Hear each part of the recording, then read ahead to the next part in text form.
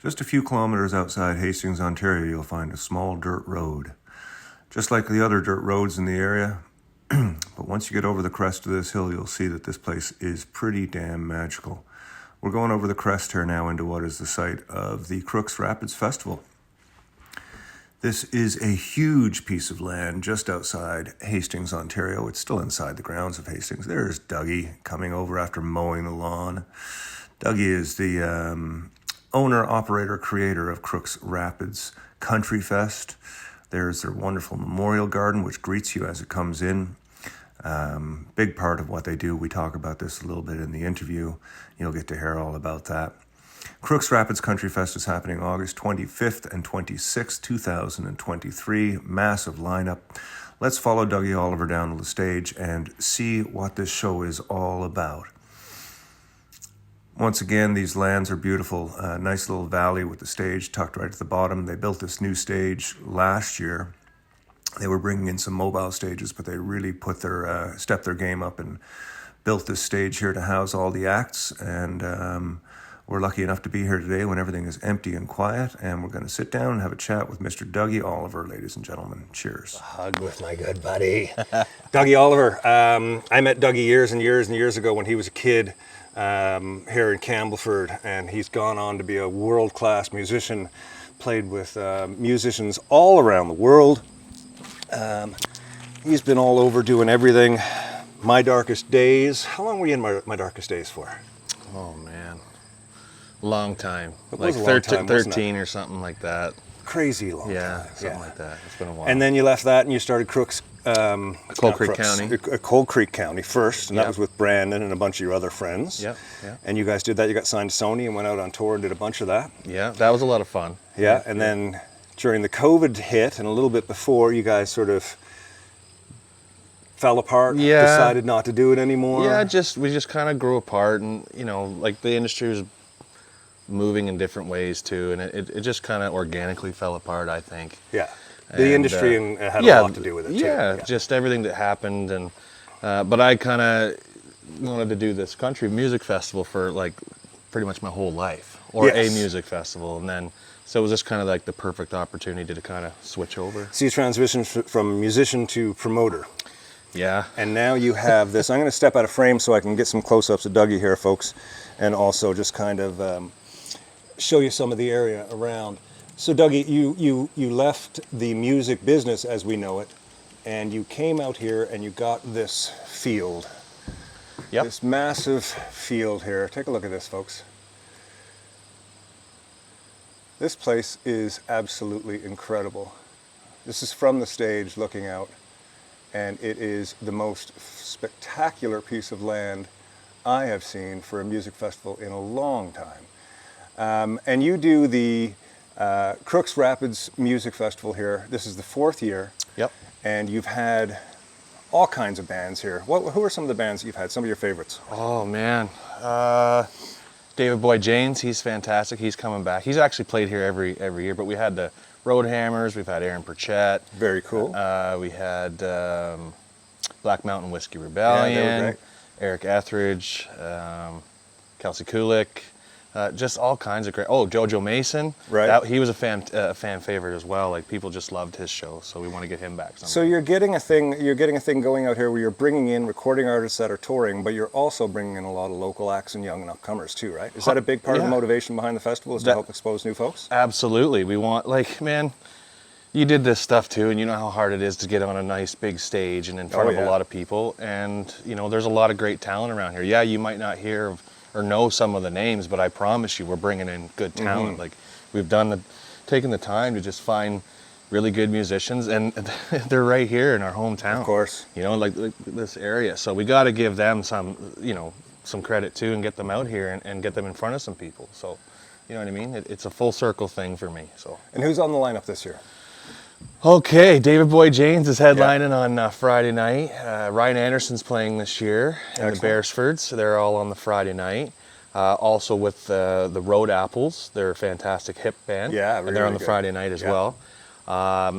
Saturday, Headliner is Aaron Goodvin. Yes. And my buddy Jason Benoit is direct support for that. Oh, very cool. Yeah, the Ireland brothers will be here because they're a fantastic band. Melissa Payne. Melissa's hair. Oh, very cool. So yeah, it's going to be a great lineup, man. We're super stoked about it for sure. Fantastic. Around that. So the new stage is pretty fantastic. You put this in last year, and this is a permanent structure now? Yeah, I mean, we did the whole, we brought in the SL 260s and what like that, but they were just so crazy expensive. Right. I mean, they're cool, but we just thought, let's build our own stage, man. And Build your own, man. That's the way to do it. And this is a beautiful stage. I couldn't believe how much room there was up here last year when I played on the.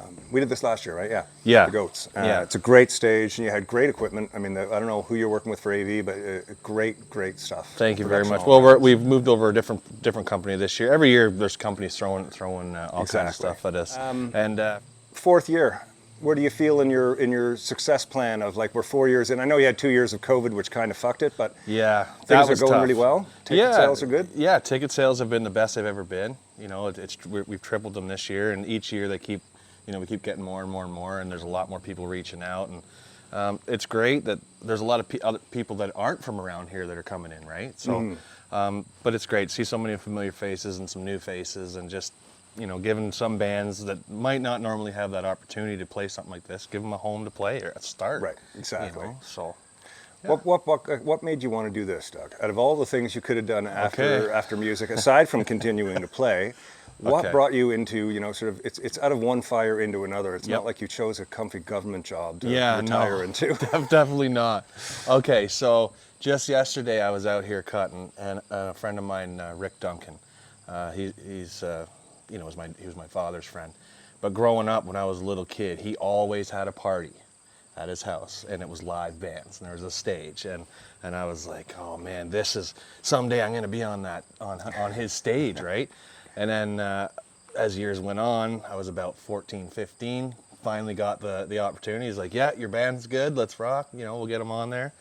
And that right there was like, I was like, I want to have this, you know what I mean, someday. But what happened was I ended up becoming a musician and then touring the world, and then that all went and did its thing. And then I was like, I've always wanted to have a concert or a festival, and so it was kind of a full circle moment again. And here it is. Like me and John Sini, my partner who started this, when we walked over that hill, like this was like 5 feet of like hay and grass, and there was trees and rocks everywhere, and like we saw this, you know what I mean? We walked right down here, and we're like, if we just cleared all this out, man, it would be great. It's like a natural amphitheater style, you know what I mean? Mm-hmm. And I think what makes it kind of unique too is it's not just a flat property. There's so many. The hills and valleys are amazing. The hills and valleys, yeah. And you've got sort of camping up behind the big Butler thing up there, and that's the beer tent. That's our bar there, yeah. And on the other side of that, that's going to be like family camping. Yeah. These are going to be our VIP camping right up here. Right. Some more VIP camping here and vendors here. Beautiful. And then the rowdy ones usually go up the hill. Right, yeah. There is another lot up there. And then, of course, where my car is there, that's where the backstage dressing rooms and trailers and stuff go. Yep. All the hospitality for the artists. It's a wonderful spot. Yeah, thank you. Yeah, man. I mean, we've played enough of these darn things, right? Oh, yeah. And I thought this was perfect. So the artists can come off after their set, and everyone goes and does a signing. And you can walk right around there and come out this little area over here, right into their merch tent and do their signing. So it's amazing. It's just very easy from there to there, and then back to their dressing room. And we haven't had any problems. It's been a lot of fun. The other thing I love about this stage is its depth. Yeah. So many people make a nice wide stage, and then like it's half too short. Yeah. As soon as you start putting gear and backline on it, there's it's ridiculous. An it's 8x8 riser takes, Yeah, this is a great depth for a stage. It's amazing. You. Yeah. So how many people can this place house, and how many people do you expect? Well, when we were doing the like the figurings of the property per square footage based on what you're allowed to have, we could put 16,000 people here, but we have a capacity limit at 3,000. Just to start through the municipality, and just 3,000 people.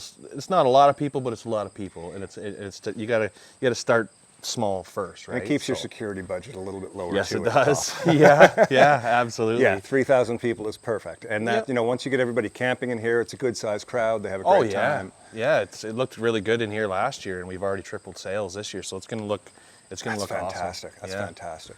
Yeah, so we're really looking forward to it, man. Well, it's a lovely site and it's a lovely festival. What's the dates of it this year?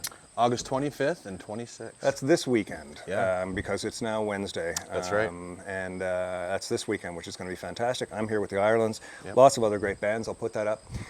Aside from everything you do with this festival, which you do everything from the grass cutting to, you do everything, right? well, you got to wear a lot of hats. Well, exactly. I mean, I know my you partner delegate. John and You I do, delegate a lot yeah. of stuff, but yeah. there's you and John, and you guys pretty much do We do it everything all. all year round, Yeah.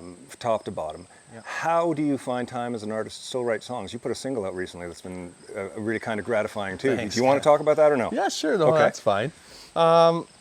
Like after the festival ends, it's because I work all year up to it, and then once the festival ends, it's like, oh man, I can take a little break, and then that's when I can get back into my studio, and that's what I did last year. Right after the festival, I took a little bit of time just to kind of recharge the batteries, and then I was like, you know what? I just want to seclude myself in my studio and lock the door, and see what happens. And then I put this single together, do it like that, which I wrote with a couple guys out of Nashville, Phil Barton and Bruce Wallace, and it just kind of was a whole new life for me, man. Like it felt good, and I did it for myself, and people are digging it, and it's organically doing its thing.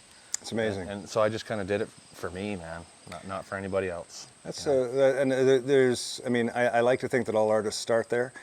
The machine kind of changes that for people. I know you've 100%. been through that, and I've discussed it with 100 people. We don't need to talk about it. Yeah. But it is so nice to be able to do something for yourself Yeah. and release it to the world and have people react to. It's amazing. Yeah, and you don't have to, it's your piece of art. Exactly. It's not, there's no one else's fingers in there saying, oh, it should be like this or it should Yeah. be this long. It's like, how I was feeling in the moment. I went in my studio and I just did what came natural to me, and that's what came out. So That's amazing, man. Yeah, That's man. amazing. Yeah.